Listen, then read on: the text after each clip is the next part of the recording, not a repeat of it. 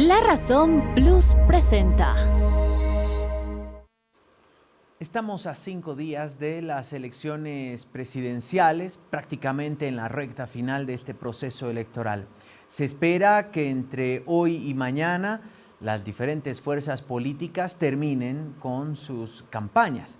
El cierre de campaña final será mañana, porque a partir del jueves justamente entra el silencio electoral y con eso descansaremos, por lo menos formalmente, de la época electoral y proselitista.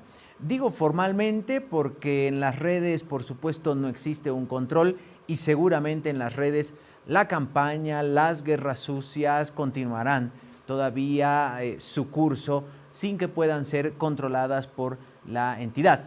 Lo hablábamos esta mañana justamente con el Tribunal Supremo Electoral y uno de sus vocales, Tawichi Quispe.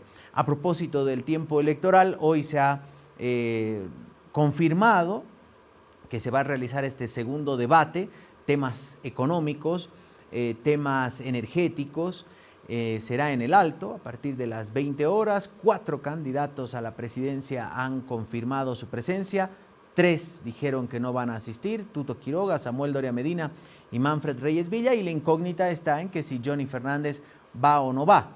Por el otro lado, Andrónico Rodríguez, Eduardo del Castillo, Pavel Aracena y Rodrigo Paz han confirmado justamente su presencia en este segundo debate, del que tampoco va a participar ya la Confederación de Empresarios Privados de Bolivia ni la Asociación de Periodistas.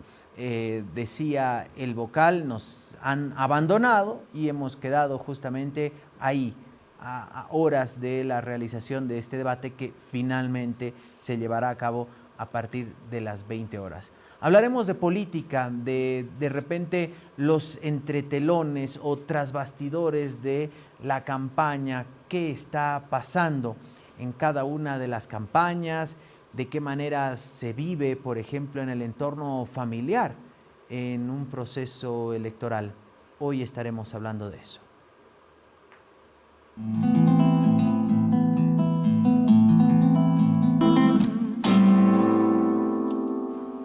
Martes 12 de agosto, bienvenidas y bienvenidos a este Piedra, Papel y Tinta en esta semana previa al gran día, el día de las elecciones presidenciales, donde cerca de 8 millones de bolivianas y bolivianos vamos a acudir a las urnas para elegir un nuevo gobierno que arrancará funciones el sábado 8 de noviembre y a partir de ahí se escribirá otra historia en nuestro país.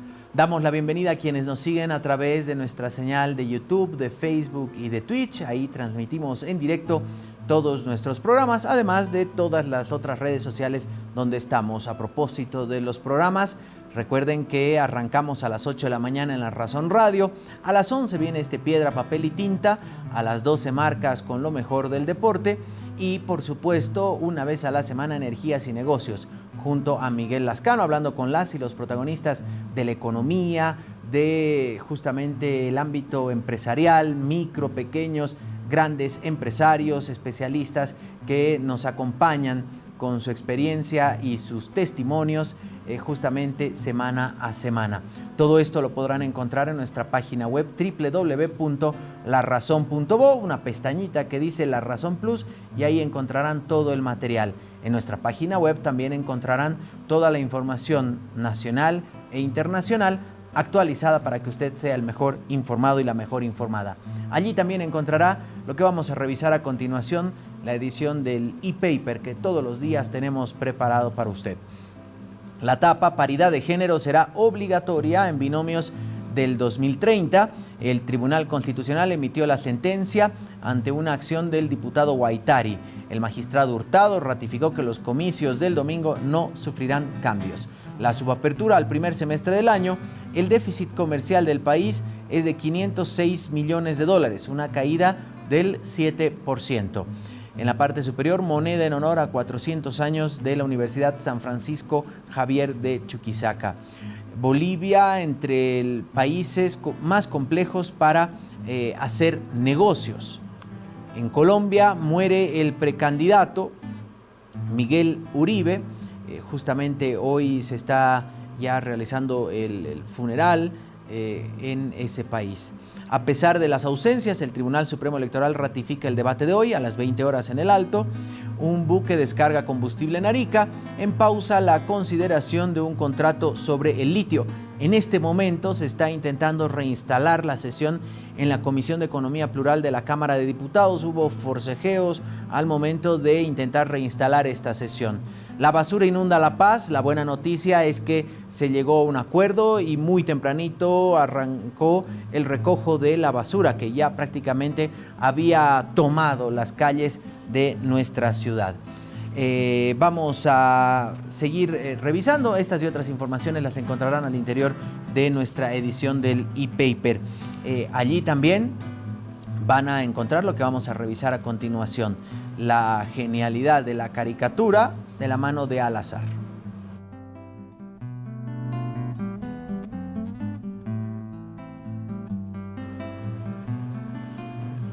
Bien, 2025 dicen 100 días verán lo que puedo hacer, carajo. 2019 en 100 días verán lo que podemos hacer, carajo, dice. Ahí está. Muchas gracias, le decimos a Al-Azhar. Víctor Hugo Romero tiene lo suyo también desde Cochabamba. Las encuestas confirman que habrá segunda vuelta, señor presidente. Qué buena noticia, nos quedaremos hasta noviembre, dice. Bien, a propósito de las encuestas, ya formalmente terminó el periodo de encuestas el domingo. Todas indican la misma tendencia. Hay dos candidatos favoritos. Todo indica que en Bolivia estrenaremos la figura de la segunda vuelta, algo inédito en la historia política boliviana. Vamos a revisar el fuera de contexto para no deber nada, por favor.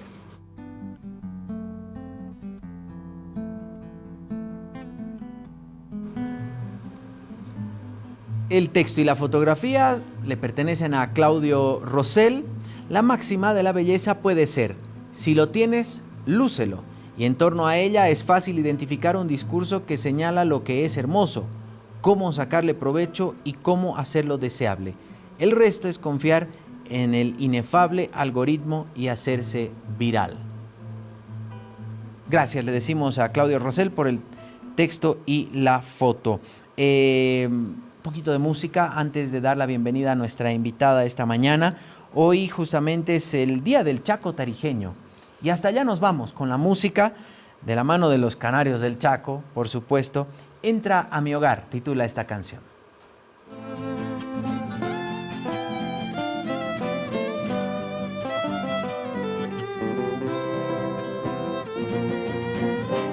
Abre la puerta y entra a mi hogar, amigo mío, que hay un lugar, llegó un momento de caminar. Siéntate un rato a descansar, toma mi vino y come mi pan, tenemos tiempo de conversar. Que hay alegría en mi corazón, con tu presencia me traes el sol, manos sencillas, manos de amor, tienen la mesa y le dan calor, el pan caliente sobre el mantel, el vino bueno y un gusto miel, abre mi casa mientras esté. Qué felicidad, amigo mío, tenerte conmigo y recordar. Hacer que florezca el pecho adentro, calientes capullos de amistad. Toma mi guitarra y dulcemente, cántame con ella una canción. Que quiero guardar en mi memoria el grato recuerdo de tu voz.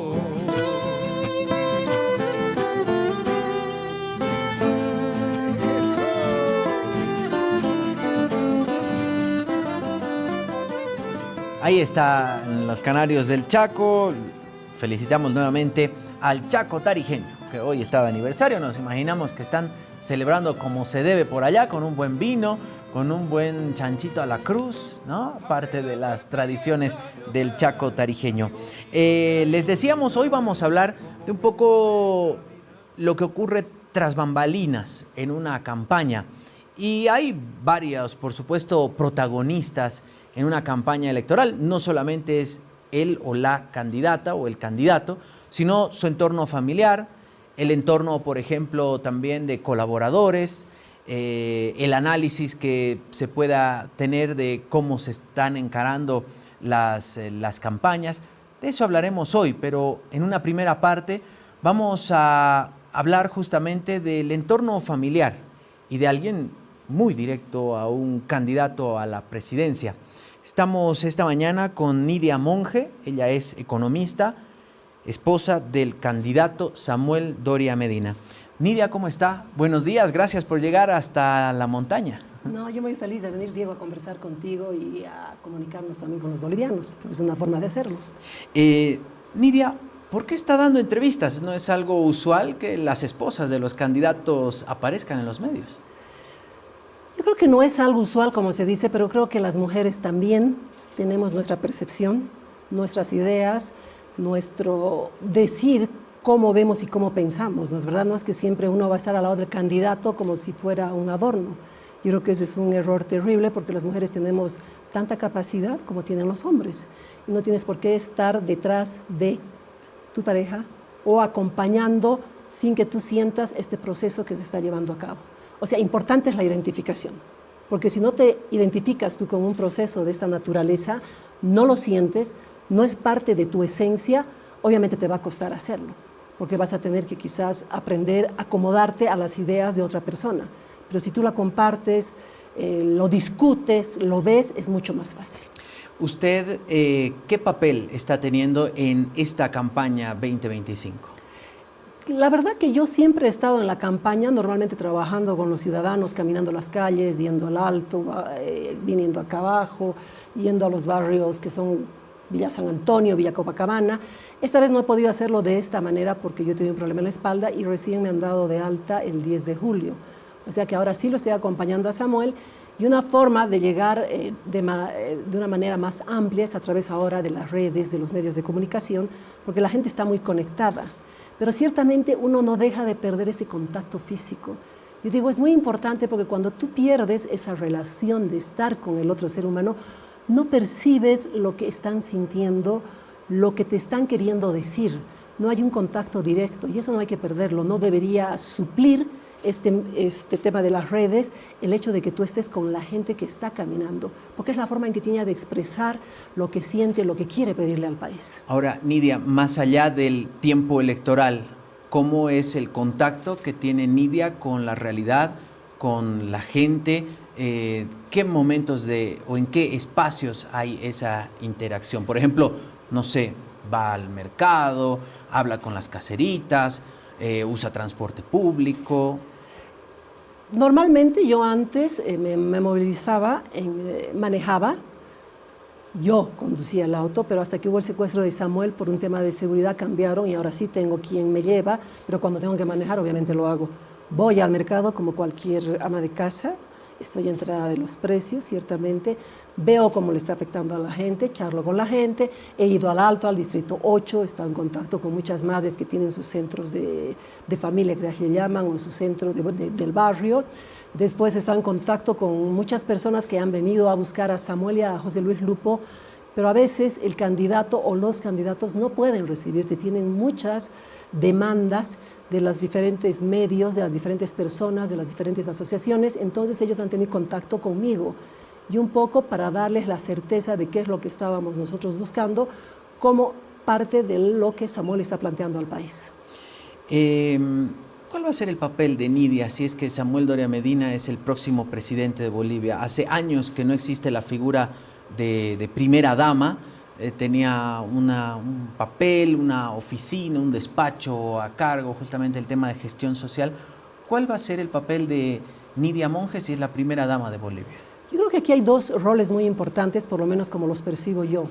Uno es que normalmente el presidente siempre trabaja con el equipo, que son los ministros, que están viendo la forma de solucionar los problemas del país. Y el presidente no tiene la posibilidad de estar con los ciudadanos, donde ha habido el voto, ¿me entiendes?, para que salga presidente. Lo que yo voy a hacer es estar en contacto con los ciudadanos. ¿Y por qué lo veo de esa manera? Porque a veces el entorno no te hace conocer lo que de verdad está pasando en el percibir de los ciudadanos. Y yo creo que es muy importante que un presidente no deje de tener conocimiento transparentemente de lo que está pasando ahí. Porque muchas veces percibimos los ciudadanos de una manera las políticas del gobierno, de alguna manera estamos viendo si están atendiendo lo que hemos pedido, lo que hemos necesitado, y a veces hay ese divorcio. Y lo que yo pretendo hacer es decirle a Samuel, está pasando esto necesita la gente. Su cable a tierra, diríamos. Su cable a tierra, exactamente, por un lado, y sobre todo en el tema de salud, educación y el tema de la vivienda. Yo creo que esos tres aspectos que para mí son de política social son muy importantes.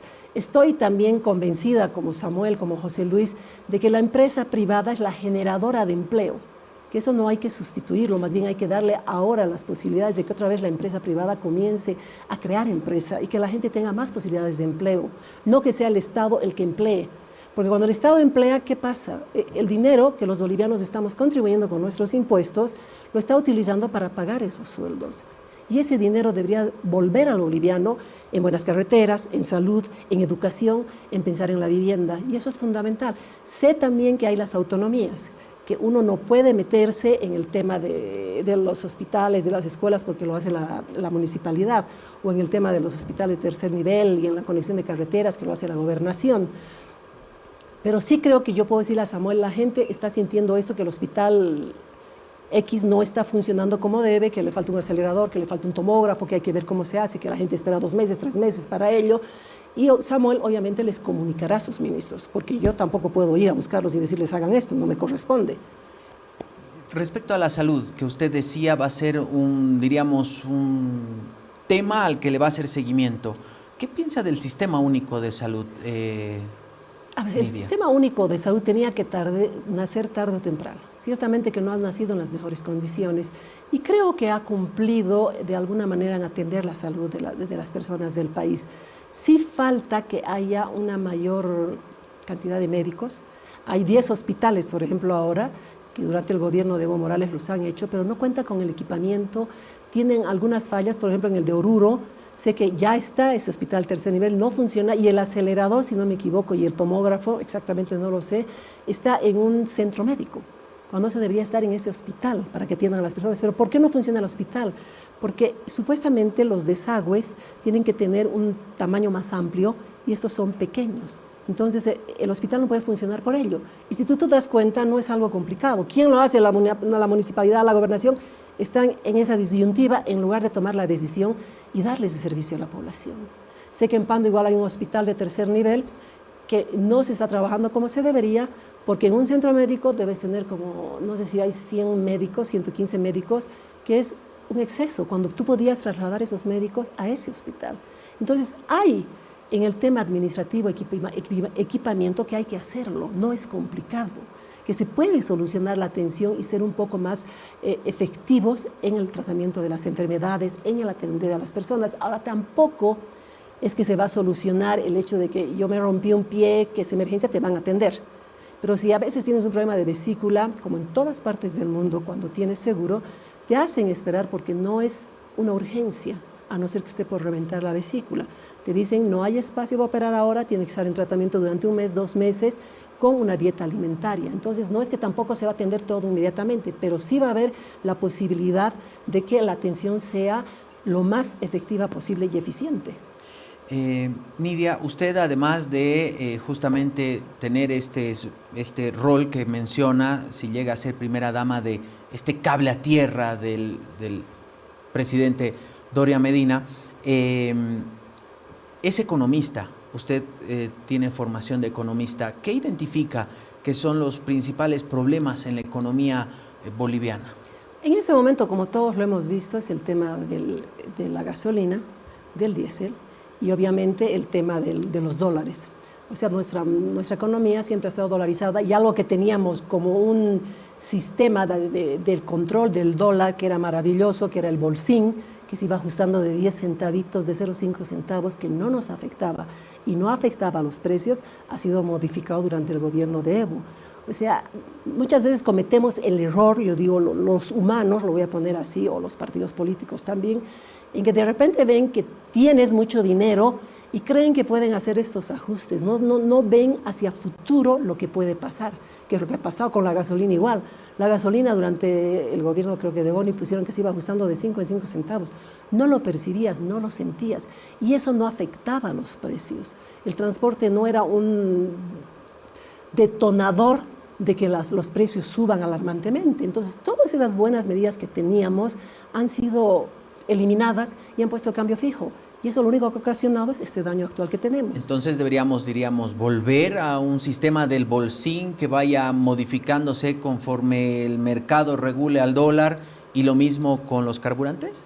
Yo creo que en principio lo que van a hacer Samuel y José Luis es analizar lo que está pasando. No puedes hacer cambios drásticos, porque si tú cambias la gasolina al precio que debería ser, porque en todas partes cuesta $1 el precio, y nosotros lo vendemos en 3.70.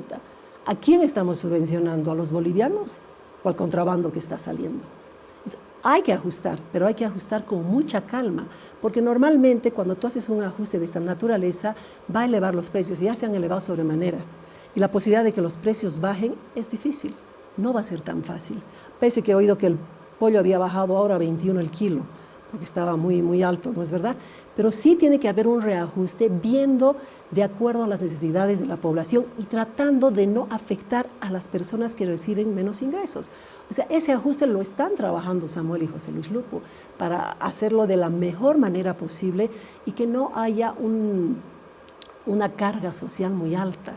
Tienes que cuidarlo. Por eso que yo digo, no es tema de decir soy capitalista entero, soy liberal entero, porque cuando eres liberal entero no te va a interesar las decisiones, las medidas que tomes, no vas a pensar en lo que está pasando a las personas de menos ingreso.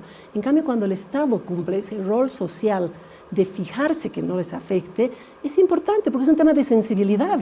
O sea, al final de cuentas, el Estado tiene que velar también por los que tienen menos. Y en ese sentido, Samuel y José Luis Lupo lo van a hacer. Entonces van a, diríamos, mantener una participación y un rol activo del Estado, porque hemos escuchado muchos candidatos hablar de prácticamente hacer desaparecer el Estado, que el Estado es casi el cáncer de todos los problemas de Bolivia. ¿Van a mantener, diríamos, un rol activo del Estado en algunos ¿En qué se va a áreas? mantener un rol activo? En la salud, educación y vivienda. ¿En qué no? En competir con la empresa privada. O sea, ¿cuántas empresas ha hecho el Estado, como el tema de la caña de azúcar en San Buenaventura? Yo soy paseña, feliz de que lo haya hecho, pero tú no puedes haber hecho una industria ahí cuando la sacarosa, el contenido de sacarosa que tiene la caña, no es la adecuada para producir azúcar. Entonces, eso le cuesta. ¿A quién? ¿Al Estado boliviano? No, a nosotros. Y mucha gente hoy en día no tiene, cuando va al SUS, precisamente a los hospitales, solamente de paracetamol. Y hay dinero que se está invirtiendo en algo que no te devuelve, que no te da. O sea, el Estado no puede ser un Estado productor que compita a la empresa privada. Obviamente los recursos estratégicos tienen que ser administrados por el Estado, porque son estratégicos, como es el tema del litio, YPFB, el gas, que hay que hacer exploración nuevamente, el tema de Entel, ¿no es verdad? Hay que hacerlo. O sea, Samuel lo ha dicho bien claro, hay empresas que no funcionan, la empresa Kipus de las computadoras no funciona. Entonces no puedes mantener y seguir pagando a algo que no funciona. Tienes que tomar decisiones. Alguien me decía, vas a privatizar. Le digo, nadie va a estar con la idea de comprar ni va a querer comprar un empresario que se da cuenta que eso no funciona, que no va a funcionar. Entonces no es que el Estado tiene que salir para no pensar en los que no tienen. O sea, el Estado te da los bonos. Samuel dice, vamos a subir el bono dignidad, porque antes eran $50, ahora son $25. ¿Qué hace una persona con $25 ahorita al cambio? No es nada. Ha bajado un montón su capacidad. O sea, tienes que también mitigar la pobreza del país. No puedes actuar con una venda en los ojos. O sea, la economía precisamente te enseña eso, que el Estado cumple un rol de hacer una distribución más equitativa, de ingresar en esas políticas sociales donde tú puedes hacer la diferencia. Y quien dice que no lo va a hacer, yo creo que no tiene una visión humana. No tiene una visión de conciencia social. No puedes pensar en lo que tú vives y cómo la estás pasando de bien. Tienes que pensar en los que no tienen. O sea, yo he trabajado mucho en el tema que a veces la gente desvaloriza en el tema de aquellos grupos que trabajan para el tema de ayudar a las personas cuando no tienen ingresos para comprar un remedio. El SUS te opera, el SUS te da remedios, Pero cuando necesitas una prótesis, Jesús no te lo da, tú tienes que comprar. Y esa prótesis costaba entonces $1,000. ¿De dónde saca la gente esos $1,000 cuando necesita para que su hijo vuelva a caminar, para que el marido pueda caminar y volver a su trabajo? Tiene que conseguir ayuda. Y esa ayuda muchas veces, esas asociaciones que se forman, como en el caso de Adamuzán en Santa Cruz, que es para el tema del cáncer, tienen un rol protagónico porque ayudan en comprar las quimioterapias que no bajan de $1,000. Y no tienes cómo enfrentar. Entonces el Estado tiene que ver la forma de mitigar todo eso. No puede, te digo, ponerse una venda en los ojos, no puede. Y los bolivianos no podemos ponernos esa venda en los ojos, no podemos estar de acuerdo con eso. O sea, no podemos pensar en nuestra realidad que estamos bien, que no nos falta nada, y no pensar en los que no tienen. O sea, hay cuántas madres que son padre y madre en una familia. Tienen que salir a trabajar, ganar para el almuerzo, para la comida. Y si su hijo se enferma, ¿qué hacen? ¿De dónde sacan los remedios? El SUS de alguna manera ha ayudado. El tema del, ¿cómo se llama? Para los niños, que empezó, creo que el doctor Torres Goitia, que se llama, ya no me acuerdo ahorita el nombre, cómo es, porque el SUS para los mayores de edad, para los niños, el programa que el Hospital de Niños lo tienen gratuitamente. O sea, eso ha ayudado un montón, así como el bono Juancito Pinto. Puede parecer una miseria lo que les dan, pero muchos padres han inscrito a sus hijos. Por eso Samuel dice, hay que aumentar ahora a la educación parvularia, que son prekinder, que son jardín. ¿Por qué? Porque en esa edad, cuando tú a los niños les das un buen desayuno, una buena alimentación, los estimulas, vas detectando esas deficiencias que tienen en el aprendizaje, en la aprehensión, en tener buenos hábitos, es donde tú puedes ayudar. Porque el cerebro hasta los 3, 4 años de esos niños como que es moldeable, es fácil de manejarlo, en lograr que sean niños seguros en cuanto a su forma de tener su personalidad, carácter y corregir. Nidia, usted como mujer y como madre boliviana, ¿qué entiende que hay de asignatura pendiente, por ejemplo, para las mujeres en el país, en la participación política, en la toma de decisiones, en justamente estos espacios de protagonismo? Yo creo que todavía falta que se abra mucho más el tema hacia las mujeres, pero también creo que pasa porque las mujeres nos reconozcamos lo que somos y lo que valemos, que nos empoderemos de lo que somos nosotras mismas. No es fácil, porque tú tienes que luchar contra el machismo, pero lo importante de esto es que si tú te valoras tú primero, es muy importante que tú te veas, te valores lo que eres, que aceptes tu forma de pensar, tu forma de ver la vida, que no siempre tengas que ceder para coincidir con tu pareja o con el marido, que cedas esos pequeños espacios, hacen que luego vayas cediendo a más espacios. Yo creo que el respeto, por ejemplo, en que tu esposo tenga contigo o tu pareja, que tú piensas de una manera y él de otra manera, es importante y que tú hagas prevalecer ese tu pensamiento. Ahora eso no quiere decir que sea un capricho, yo quiero que esto sea rojo porque es rojo, no, sino pensamientos profundos, pensamientos en que a vos te liberan y pensamientos en que es tu derecho. En ese sentido yo creo que las mujeres día a día tenemos que luchar por esa libertad, por ese reconocimiento que no debería existir. Porque somos un ser humano, igual que un hombre, tenemos la misma capacidad intelectual, solamente variará el tema hormonal, que uno es más fuerte y que la otra es un poco menos fuerte en el tema de la fuerza, ¿no es verdad? Nada más. Pero sí creo que es un tema que tenemos que ir las mujeres luchando, no se ha conseguido todo, pero es importante nuestro empoderamiento, que nosotras nos reconozcamos primero. ¿Usted ve todavía una actitud reacia en la clase política, indistintamente la ideología, incluyendo en Unidad Nacional, ve todavía una posición respecto a el protagonismo de las mujeres en la política? Mira, Samuel trabaja con muchas mujeres, para empezar, con muchas mujeres. Por ejemplo, ahora está Cintia, que trabaja en el tema de las empresas, que dirige. O sea, trabaja con muchas mujeres, Samuel, les da mucho espacio. Sí creo que todavía hay, sí creo, porque a veces no te permiten opinar o no toman en cuenta tu opinión, como si no valiera o como si estuvieras equivocado. Muchas veces los hombres creen de que lo que ellos piensan es lo correcto, pero también tú ves mujeres que luchan por esos espacios y que demuestran su capacidad. Creo que no van a ceder los espacios fácilmente, entonces ahí entra el rol nuestro, de empoderarnos de lo que somos, de hacer valer lo que somos. O sea, no hay que esperar que alguien te valide, tienes que validarte tú primero. Y eso también va para los hombres. Si tú no te validas, tu vida va a ser complicada. Es un tema emocional, es un tema de aceptación.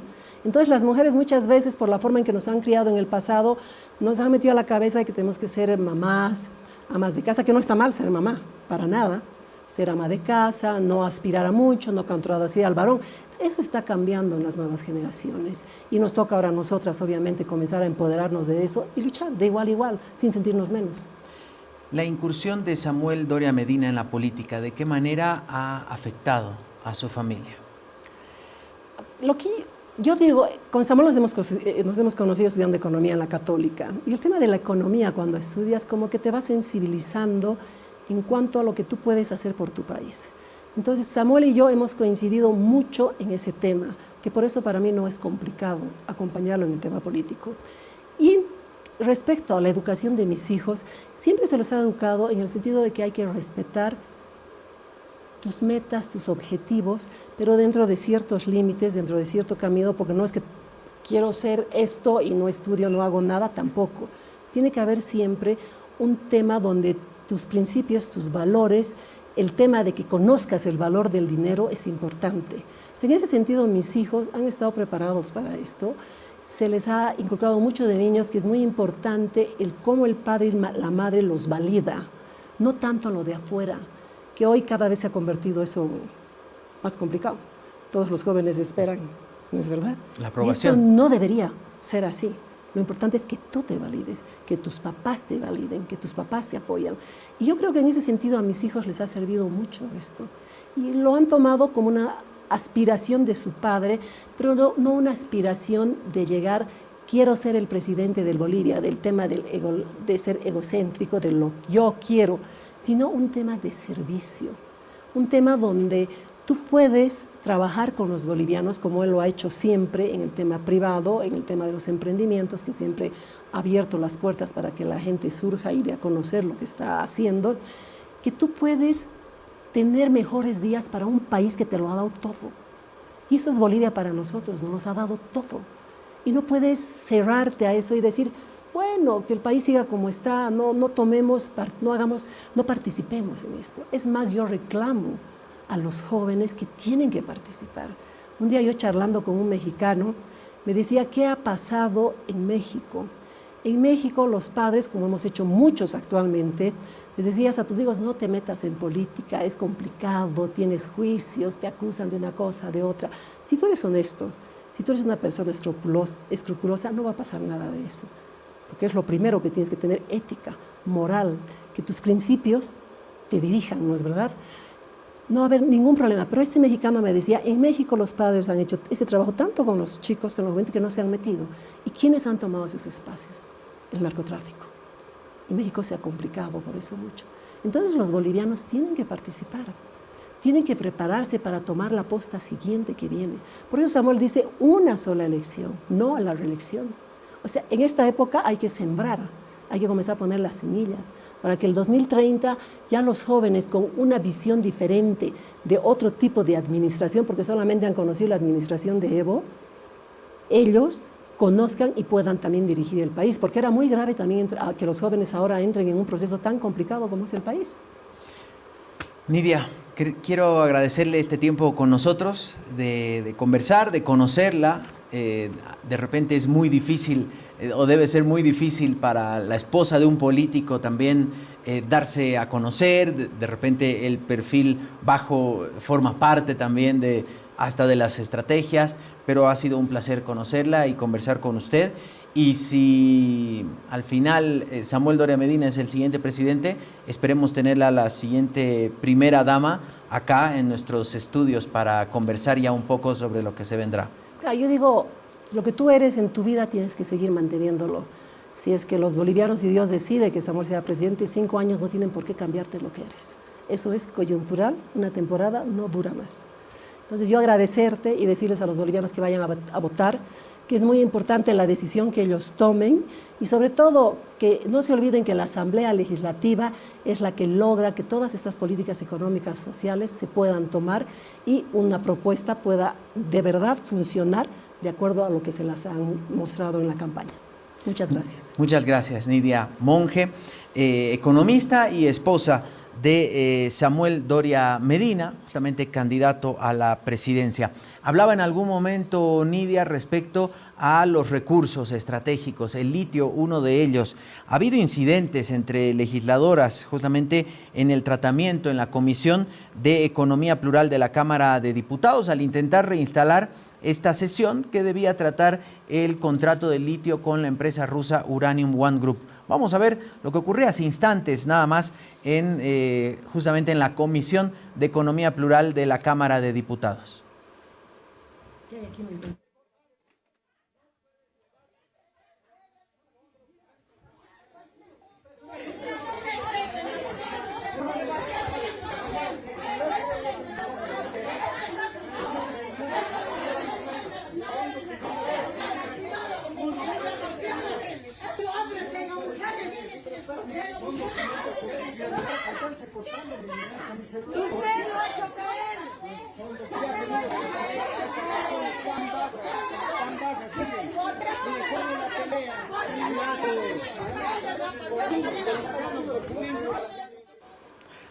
Ahí estaba justamente los incidentes al intentar reinstalar esta sesión de la Comisión de Economía Plural. Ahí vemos a los asambleístas.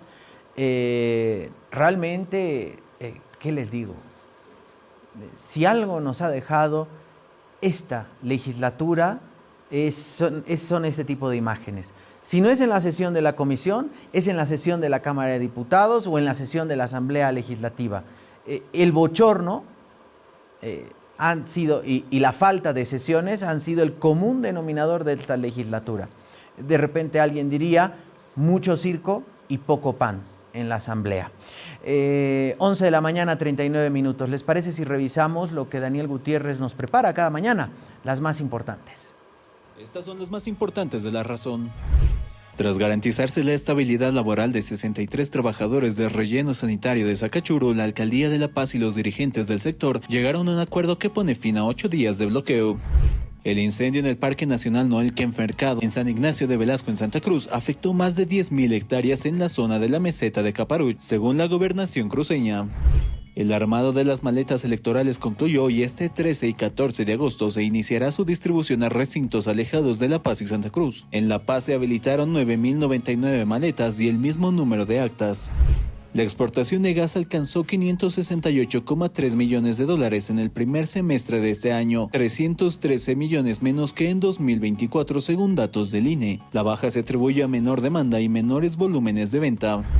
La presidencia de la Comisión de Economía intentó reinstalar el debate sobre el contrato de litio con la empresa rusa. Sin embargo, legisladores potosinos y Concipo impidieron que se reinstale la sesión.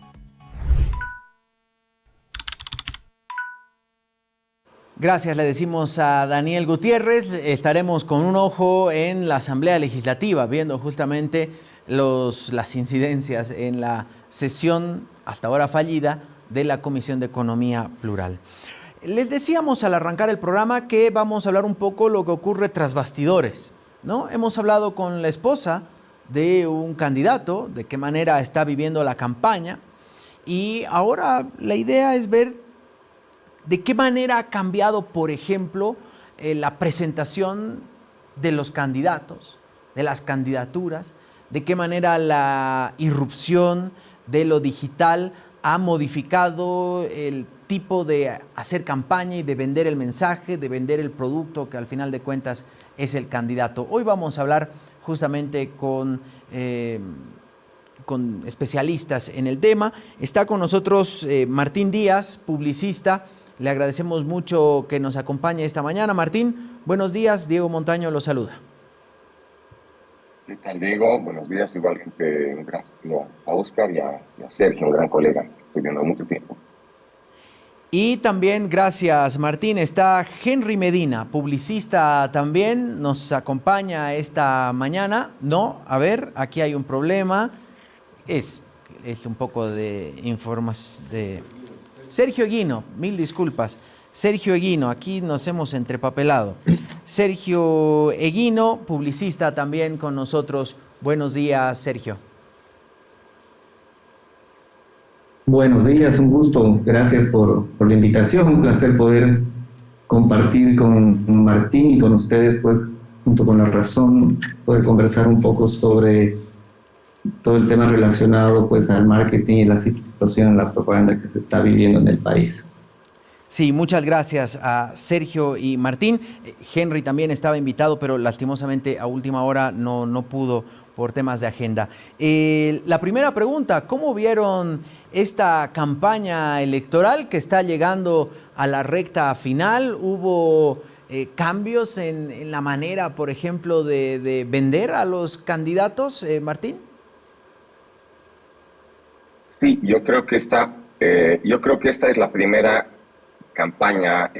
Como ves, tenemos periodos de entre 5 años entre elecciones nacionales y las subnacionales son menos de un año después, como ha pasado en 2019 y 2020, posteriormente 2021.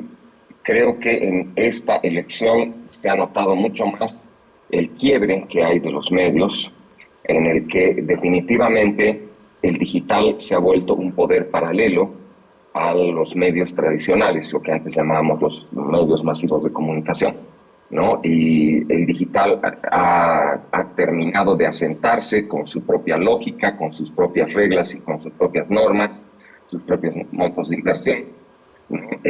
Incluso yo te diría que creo que la legislación de los medios, el reglamento de propaganda electoral, no se ha adecuado fielmente al cambio que representan las redes sociales.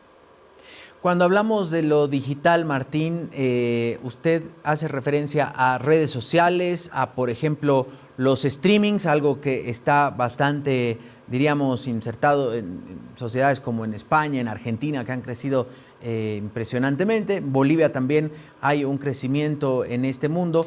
¿Se refiere a eso cuando se habla de lo digital? Redes sociales, podcast, posicionamiento en buscadores, ¿no? la publicidad que se paga por espacios de negocio de Google, ¿no?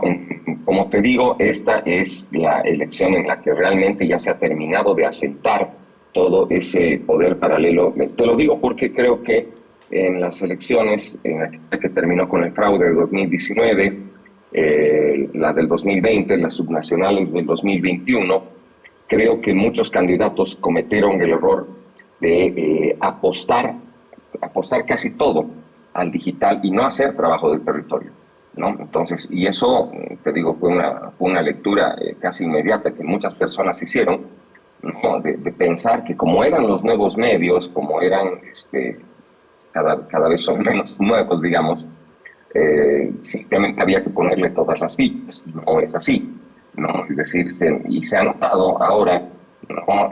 Todo lo necesario que es el trabajo de territorio para posicionar una candidatura. Fíjate tú que los dos candidatos que están mejor perfilados en las encuestas, ¿no? Siquiera han alcanzado sus techos, es decir, todavía tienen mucho techo que alcanzar y sin embargo han hecho mucho trabajo de territorio. Varios candidatos que hace 2 meses todavía estaban animándose a entrar a la carrera, creo que no tenían consideraciones. O sea, el trabajo de tierra en campaña política es importantísimo, pese a lo importantes y a lo relevantes que son las redes sociales. Sergio, ¿cuál es su mirada respecto a estas elecciones? ¿Tuvieron realmente toques diferentes en el aspecto positivo, una mala comprensión de repente del mundo digital para algunas campañas? Yo considero que se ha desarrollado, bueno, hay un avance significativo en lo digital. Hay mucho que se ha aprendido de la última campaña argentina y creo que es una referencia para toda Latinoamérica y para todos en general ver el impacto de las redes sociales en la nueva generación, fuera de la estrategia política, básicamente la estrategia orgánica de lo que llamemos el usuario básicamente de este sistema, del apolítico que se convirtió básicamente en el gestor de contenido y que te puede cambiar tendencias, te puede cambiar resultados y por otro lado cambia la cultura del votante. Creo que ese es el mayor aprendizaje que tenemos que empezar a enfocar y aprovechar también de inculcar eso desde los medios a las nuevas generaciones. que ya no eres solamente un creador de memes, tú puedes cambiar la cultura de tu entorno, y es lo que decía Martín, concuerdo con eso nace de lo territorial. Esa es la estrategia que se ha empezado a enfocar ahora, es decir, no es lo mismo una campaña desde el plan en Santa Cruz, desde el plan 3000, que una campaña que sale desde el Alto en La Ceja o en otra zona del Alto, y el entender que las bases manejan la cultura de su territorio, y dentro de ello hay una creación de contenido orgánico. ¿Qué ha sucedido y qué es lastimosamente lo que ha sucedido en este último tiempo? Es el gran desarrollo de la inteligencia. Eso ha generado una campaña de fakes muy fuerte, en el cual se descontrola. Evidentemente sabemos que va a haber la campaña de contenido sucio o campaña que va a tratar de contraatacar al oponente, y eso va más allá del primero o segundo lugar. Eso es adversario. La gran diferencia, creo yo, es que las herramientas y estos war rooms que le llamamos, que son estos espacios de pelea entre grupos de líderes, grupos barriales, grupos de WhatsApp, llamémoslo así, que ya hemos aprendido a desarrollarlos a través de los 21 días de paro y otras situaciones en Bolivia, se han convertido en un espacio en el cual la tendencia y los fakes son contrarrestados. Entonces hay una estrategia del anti-fake, y creo que ese es un nuevo espacio donde el mayor líder de opinión es quien genera y ya ha validado su liderazgo dentro de estos grupos.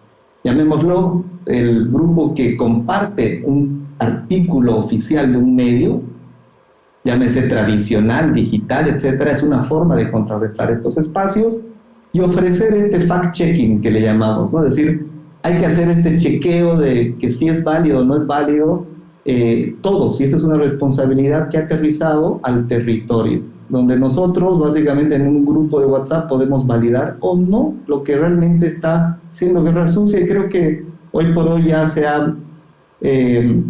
está madurando en esto, en el poder entender, así como en algún momento pues existían las fotos retocadas, ¿no? Y uno decía, oye, esa silueta no es la de este es gordo, o esta no es así. Bueno, estamos aprendiendo a tener ese filtro de lo que es un fake, y es lo que la inteligencia artificial también puede llegar a dañar en una elección.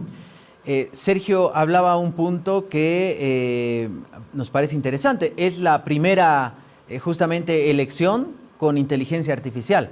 La guerra sucia siempre existió desde que arrancaron las campañas, seguramente en la historia de la humanidad.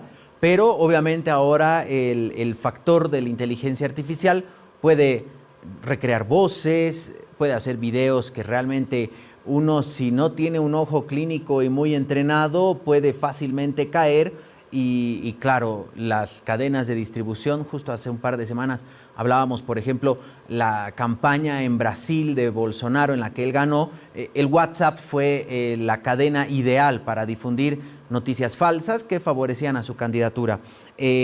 ¿Cómo está este tema de la inteligencia artificial, Martín, en estas primeras elecciones con ya la inteligencia artificial como parte de las herramientas ahora de campaña? Bueno, creo que se ha notado, ¿no? Creo que se ha notado en todos estos enfrentamientos de guerra sucia que han habido, que por suerte, muy en paralelo con el desarrollo de la inteligencia artificial, han llegado las verificadoras, ¿no? Bolivia Verifica, Chequea Bolivia, varias otras privadas, ¿no? Que por suerte se han dado a la tarea de revisar todos estos mensajes que han circulado, audios modificados. Pasa que también el desarrollo de la inteligencia artificial es demasiado acelerado. Es decir, cuesta ponerse al día, ¿no? Entonces, ya con las campañas de Milei y de Trump, uno se podía dar cuenta de todo lo que se podía llegar a hacer en términos de modificaciones de audio, de video, de generación de imágenes, ¿no?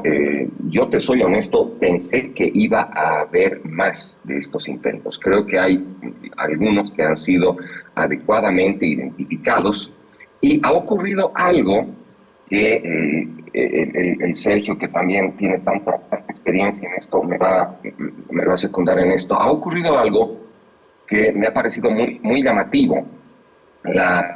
Es decir, la guerra sucia funciona no per se, o sea, no porque vos agarres y digas a tal aliado de tal candidato lo grabar diciendo esto, ¿no? Sino que también tiene que haber una forma de uso. El público boliviano no es muy dado a la guerra sucia, y lo mencionaba Sergio porque, no sé si te acuerdas, hace tiempo había una guerra de Viva y Entel. En el mejor momento de la guerra de los celulares, Viva y Entel comenzaron a atacarse. No había redes sociales en aquel entonces, te estoy hablando de hace unos 20 años. ¿No? Y eran ataques frontales, es decir, era un celular verde que de repente así lo veías todo bien, y un celular azul y rojo así cansadito, del otro lado lo mismo, y a la gente boliviana no le gusta eso. La gente cuando tenemos que hablar de la publicidad comparativa, que por ejemplo en Estados Unidos está dentro de la norma, ¿no? Y tú puedes normalmente decir, por ejemplo, esta Toyota rinde mejor que esta Mazda. Toyota, si tiene cómo verificar científicamente eso, tú puedes hacerlo, ¿no? Siempre y cuando no denigres al rival. Pero en Bolivia no. En Bolivia o sea, el mismo hecho de que tú menciones al rival no tiene un buen reflejo en el público, ¿no? No sé si estás de acuerdo, Sergio, vos también con tu experiencia viendo esto. A ver, Sergio, ¿nos gusta o no a los bolivianos estos dardos entre los candidatos? Yo creo que es un tema generacional. El boliviano ha crecido, las marcas bolivianas han crecido con los bolivianos. Esa es la verdad. O sea, vivimos 200 años, vivimos en un mercado de casi 40 años, 50 años. Las marcas más antiguas tienen 100 años. Creo que es un banco. Y las marcas masivas, yo les digo, Papaya Salvienti, y no quiero hablar de una marca ahora para no, como dicen, no, para no vender el chivo, pero es una marca que, querramos o no, pertenece al historial boliviano. Y yo estoy en Santa Cruz y posiblemente aquí esa marca no podría haber llegado, pero hay un nivel de pertenencia. Que una marca extranjera u otra marca quiera enfrentarla, genera un dolor, genera una fricción, que es lo que llamamos. Entonces, como dice Martín, nunca nos ha gustado ver a nuestras marcas peleando. Hay un gran caso, y seguramente Martín se acuerda, que es famoso Burger King versus McDonald's en Argentina, que es un caso de estudio, donde cada campaña iba con abogado incluido, ¿no? O sea, tú te hacías aprobar el brief de campaña y el abogado tenía que validar que se iba a tomar ese juicio, y ha durado años. Y han posicionado y se han peleado y se han... Esto en nuestra cultura no funciona, y la verdad que el boliviano ha ido polarizándose más. Y creo que sí ha habido una polarización dentro de la política, sí, que nos gusta o no, sale del mundo marcario y se va así hacia un tema de derechas, de izquierdas, mucho más definidas, que tendrá pues tiene como se dice, sus comas y sus puntos hacia el lado del oriente, ya sabemos cuáles son. Hay una población mucho más afín, llamémoslo, hacia un tema de la libertad, hacia un tema de el federalismo y ciertos insights que de una u otra manera apuntan a tomar una posición. Y creo que eso es algo que hemos aprendido también los bolivianos. Antes no nos quejábamos mucho, ahora necesitamos quejarnos, porque si no va a mejorar esto. Y eso funciona en los servicios, en las marcas, en todo. Ahí te cedo la palabra, Martín. Sí, quería preguntarles algo.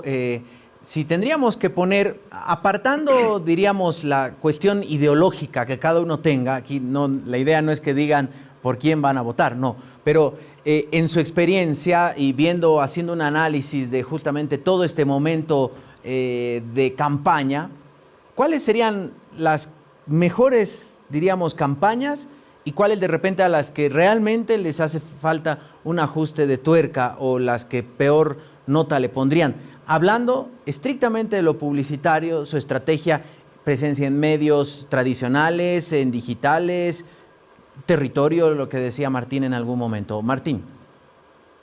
Mira, cuesta separar. Te digo, porque yo ahorita, por ejemplo, mira, hay un TikToker que ha publicado un análisis morfológico de de las campañas, pero es que tú no lo puedes separar del resto del trabajo de apariciones en medios que han hecho los candidatos y tal, ¿no? Entonces, así, para ser súper sucinto, mira, Pavel Aracena, por ejemplo, prácticamente no lo he visto. Johnny Fernández, te diría una chacota, una chacota, es decir, solamente decir que estamos a 5 días de las elecciones y no presenta a su candidato a vicepresidente, una vergüenza, te digo, una falta de respeto. Eduardo del Castillo simplemente no puede desligarse de ser el candidato oficialista de un gobierno que lo ha hecho mal, así de sencillo. Y además que por rostro, tú podrás decir si es simpático o no, no sé, pero no es lo que espera ver el Bloque Nacional Popular, que sea llamar el Bloque Nacional Popular. Rodrigo Paz, interesante el despegue que ha tenido en las últimas encuestas, ¿no? Una alternativa que incluso yo haciendo un seguimiento he notado que ha duplicado su número de seguidores en redes sociales en el último mes. Entonces llama la atención lo de Rodrigo Paz. Manfred, de Manfred te diría que, te digo, cuesta mucho separar solamente las piezas de comunicación del trabajo del candidato, ¿no? Entonces, de Manfred lo que te diría es que tiene un par de, o sea, los principales elementos de su campaña son bastante fuertes, pero bastante poco creíbles. Es decir, la gasolina 5 sin subvención, muy difícil de creer. Decir que ha hecho preventa del litio es algo que le han marcado en los debates. O sea, no puedes hacer eso, o sea, va contra la ley. O sea, primero que no te creo. Segundo, que si lo has hecho, es un delito, ¿no? Entonces, controvertido. Y ahí, por ejemplo, entra en el espacio de lo netamente populista. No, ahí, por ejemplo, ya no hablas de izquierda, de derecha, nada. O sea, Manfred tiene su arrastre por la popularidad que tiene, que se centra en Cochabamba, donde es la plaza donde tiene más apoyo.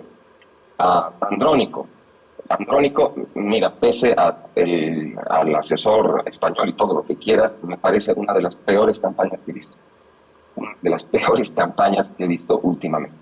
Comenzando porque ha hablado tarde, ha mantenido un silencio demasiado largo. El momento que ha hablado no ha dicho nada relevante. Ha dicho, ese tema es importante, vamos a consultar a las bases.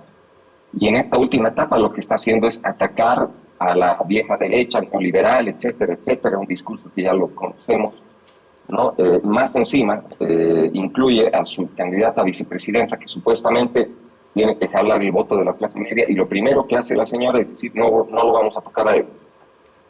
Entonces, terrible, ¿no? De ahí, Tuto, que creo que es un buen orador, creo que pero yo creo que tiene mensajes muy dispersos. O sea, por aquí cambio radical, por aquí es hora de estar juntos, por aquí el futuro comienza cuando lo comenzamos a hacer juntos, y eso es ser libre. No veo un mensaje sólido, ¿no?, que después puedas repetir coherentemente, ¿no? Luego, Samuel es el que ha dado el marco de referencia, ¿no? Al decirlo de los 100 días, ¿no?, prácticamente ha establecido el marco a partir del cual el resto de los candidatos de les han comenzado a decir, ¿y usted en cuántos días lo solucionaría? ¿No? Entonces alguien ha dicho en 23, ¿no? Bueno, otro ha dicho, no, el primer día nosotros vamos a hacer cosas. Entonces, este sería un resumen muy sucinto del rodaje de las campañas. Sergio, la misma evaluación, ¿qué vio en cada una de las campañas? Yo voy a ser concuerdo con Martín, pero creo que voy a hacer el marco de lo mejor ejecutado, sin ánimo, de hecho, de favorecer o de pertenecer. Me ha tocado participar en distintas campañas, me han invitado a asesorar algunas campañas, pero es evidente que el mejor performance de todos, a mi criterio, es este fifth hacking, ese término de donde encuentres, donde entres, tengo que estar, y lo ha hecho Samuel, ¿no? O sea, la inversión ha sido considerable, la estrategia ha sido muy bien llevada desde el punto de vista de inversión en medios, y eso es algo a destacar, tomando en cuenta que él no viene solamente de trabajar una campaña, creo que viene de trabajar su imagen con mucha anticipación, con equipos diversos, con una experiencia también desde el lado privado, que eso te genera un avance y un soporte al momento de trabajar campaña masiva. Evidentemente, de esta campaña, todos los demás pues tienen muchas deficiencias. Me quedaría con lógicamente con los dos que lo siguen, entre ellos Tuto y Manfred, según las encuestas. Hay un tema de sincronización en la pauta, y eso tiene que ver lo territorial, y en ello Bolivia tiene mucho que aprender. Yo creo que nosotros, como parte de los medios y parte de la industria también de la comunicación, es importante empoderar a otro tipo de creador de contenido y no depender únicamente de la pauta publicitaria. Lo he visto en otras campañas, me ha tocado verlo en campañas nacionales, en Santa Cruz, donde los enfoques son milimétricos a las temáticas que debe el algoritmo empezar a darle tráfico. Ya no se puede invertir en todos los medios digitales, no todos los medios te permiten hacer campaña política. Y esa es otra variable, ¿no? Hemos visto muy bien invertido el centavo. Creo yo que es loable y es interesante ver que en ese caso, como campaña y como implementación, Samuel lo ha hecho muy bien. Hay un call to action clarísimo, que es esos 100 días, carajo. Y no deja de ser algo estratégicamente pensado, más allá de lo que el publicitario debe construir, que son esos insights claves que hacen que las personas elijan. Ahora, ahí es donde realmente viene la batalla. En cuanto a la campaña, considero que lo han hecho muy bien. En cuanto al contraste en general, a la aceptación del mensaje, pues volvemos a esto que hablábamos hace un momento. El boliviano posiblemente esté en una etapa en la cual necesita encontrar nuevos líderes, está entendiendo realmente las prioridades en cuanto a las necesidades sectoriales, las necesidades tanto en lo humano como en lo, se puede decir, en lo emocional, y muchas veces no medimos eso. Hay un estudio que se realiza, alguna vez lo hemos compartido con algunos de los medios, que mide el sentiment, ¿no? El social listening y el sentimiento, y la tensión es muy fuerte. Seguir queriendo solucionar esto con más tensión, creo que ese es un error, y eso parte del insight. Y aquí nosotros tenemos que ver, como medios y como comunicadores y creadores de estos contenidos, es cómo yo bajo esa tensión. Y ahí posiblemente no solamente dar una fecha, ahí hablamos de otro tipo de mensajes que ahí hay que trabajar, y seguramente seguirán trabajando estos asesores, pero no es con demagogia, eso lo sabemos. No es con costos de gasolina ni con días que se van a solucionar. Esto tiene que partir de una lógicamente, de bajar esa tensión que el boliviano siente en este momento, y que son sentimientos, miedos, mucho estrés. El boliviano vive en un estrés constante, casos de la familiar, pero cuando hablamos al final, pues aquí ninguno de nosotros y quienes estemos en las salas va a dejar de sentir esa misma tensión, sin importar cuánto gana ni en cuántos días lo solucione el próximo presidente. Tenemos que trabajar en bajar las tensiones emocionales. Y bueno, siguiendo lo que dice Sergio, para subir las tensiones, no acaba esto el domingo. Es probable que vayamos a una segunda vuelta, será hasta octubre, y de ahí vienen las subnacionales entre marzo y abril, así que seguro los vamos a estar convocando nuevamente para ver cómo van trabajando justamente las campañas, qué liderazgos regionales se van justamente perfilando y cómo están trabajando en ello. Gracias, Martín Díaz, por este tiempo con nosotros. Será hasta otra oportunidad. Muchas gracias a ustedes, a toda su audiencia. Un abrazo a Sergio y a toda la audiencia de La Razón. Gracias, Sergio Eguino, también por este tiempo con nosotros. Gracias a todos. Gusto poder compartir y siempre disponible para poder ayudar a todos a poder entender un poco más este mundo de la comunicación y el marketing. Gracias, ambos publicistas, especialistas justamente en comunicación estratégica, haciendo un balance de qué nos deja esta campaña rumbo al 17 de agosto. Nos vemos mañana. Hemos llegado al final y ya viene Marcas con lo mejor del deporte. Que tengan un excelente resto de jornada. Nos vemos.